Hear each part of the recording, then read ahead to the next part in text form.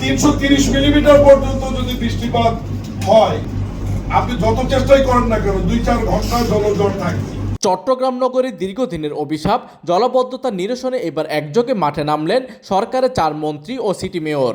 শনিবার বিকেলে চলমান মেগা প্রকল্পের অগ্রগতি সরজমিনে পরিদর্শন করেন অর্থ ও পরিকল্পনা মন্ত্রী আমির খসরু মাহমুদ চৌধুরীর নেতৃত্বাধীন উচ্চ পর্যায়ের প্রতিনিধি দল। পরিদর্শন শেষে মন্ত্রী জানান, নগরীর 130টি খাল উদ্ধার ও সুইচগেট আধুনিকায়ন করে পানি নিষ্কাশন নিশ্চিত করা হচ্ছে। পাশাপাশি অতীতে সব অনিয়ম দুর্নীতির তদন্ত করা হবে বলেও কঠিন হুঁশিয়ারি দেন তিনি। তবে জলাবদ্ধতা মুক্ত নগরী গড়তে নাগরিকদের সচেতন হওয়ার আহ্বান জানিয়ে মন্ত্রী বলেন, খালে ময়লা ফেলা এবং নালা দখল বন্ধ করতে হবে।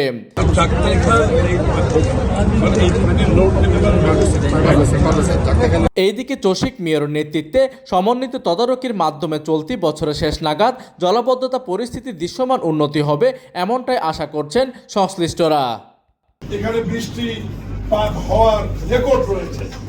330 মিলিমিটার পর্যন্ত যদি বৃষ্টিপাত হয়, আমরা মহান আল্লাহর কাছে দোয়া করি, প্রার্থনা করি যাতে এত না হয়।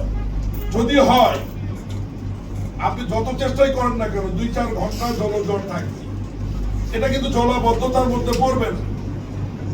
আস্তে আস্তে পানিটা নিষ্কাশন হয়ে একটু সময় লাগবে, এই সময়টা আমাদেরকে দিতে হবে। পরিদর্শনকালে আরও উপস্থিত ছিলেন স্থানীয় সরকার প্রতিমন্ত্রী মীর শাহ আলম, পার্বত্য ও ভূমি মন্ত্রণালয়ের প্রতিমন্ত্রী মীর মোহাম্মদ হেলাল উদ্দিন, নৌ পরিবহন প্রতিমন্ত্রী মোহাম্মদ রাজীব আহসান, মেয়র চট্টগ্রাম সিটি কর্পোরেশনের ডক্টর শাহাদাত হোসেন সহ অন্যান্যরা।